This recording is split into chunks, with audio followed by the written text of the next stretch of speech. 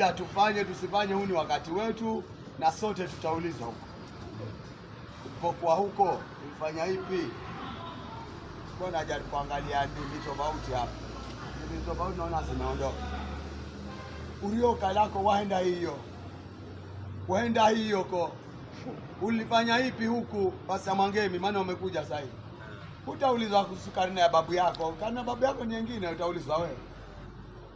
Kwa hivyo mimi nikiwa nimeingia ndani ya mission, yani nilikuwa kijana kwa mission hii ya Light of God, sasa niko ndani huko ndani. Ninajua kuna shida gani. Lakini bado hizo shida nilizozijua ni wakati wangu.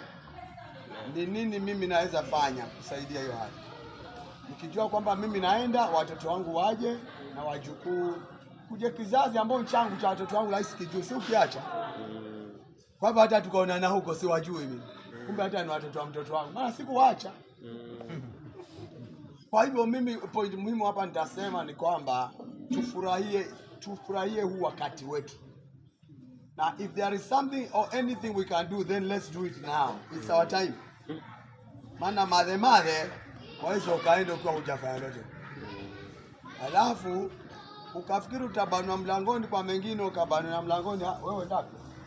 Mimi pia ni mmoja wao, kufanya kazi gani? Nikuangalaze kwa sababu hayo ya kazi huko wameyafikiria.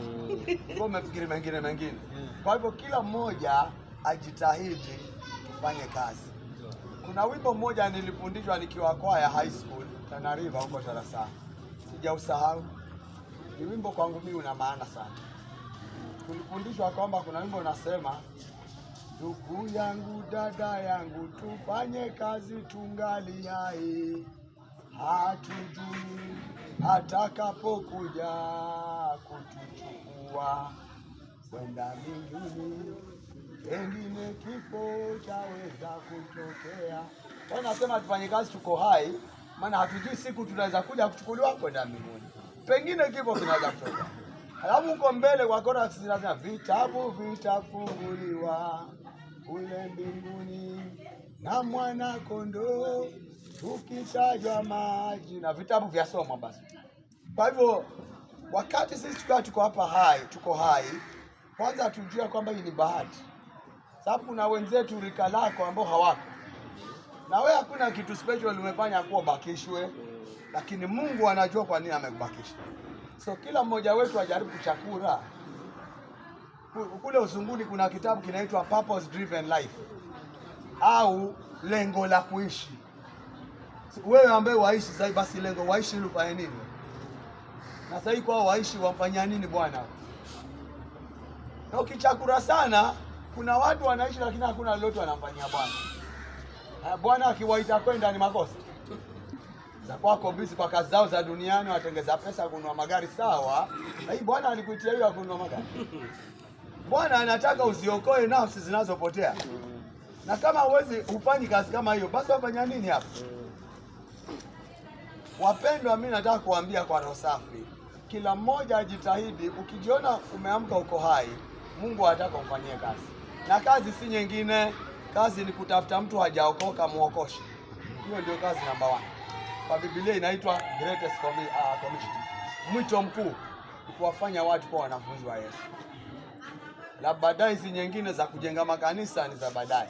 Kama mimi sasa ndani nikiwa bado niko Light of God, nimetumwa kwa niwe askofu nikasimamie makanisa ya Kwale County. Na hiyo Kwale County juzi tulienda na askofu mkuu Simeoni, wale hatukwenda na wewe. Na kuna changamoto kwa makanisa yanayofanana na makanisa hapa. Yale ambayo ndio yana shida. Lakini mimi I'm ready to face up the challenge. Niko tayari nikamtumikie Bwana ndani ya Light of God kusaidia hali ya makanisa Kwale County, and I will do it. Niko tayari. Sababu hayo ndio yatanifanya mimi niambie hayo ulifanya kazi yangu, ingia huko. Kale na wenzako huko na membe. Alafu ule upande mwingine utakuwa na makanjo, hata makanjo hakuna kabisa. Maana kuna moto mtu. So mimi nimegundua siri nikiwa ndani ya Light of God.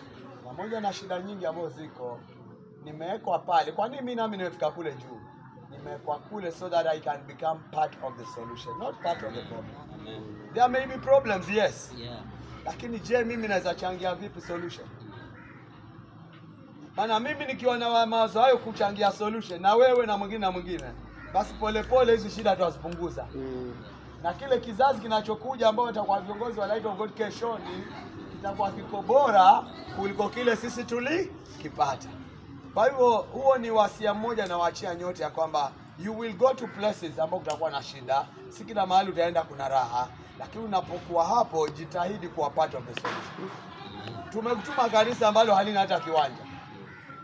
Juzi katika makanisa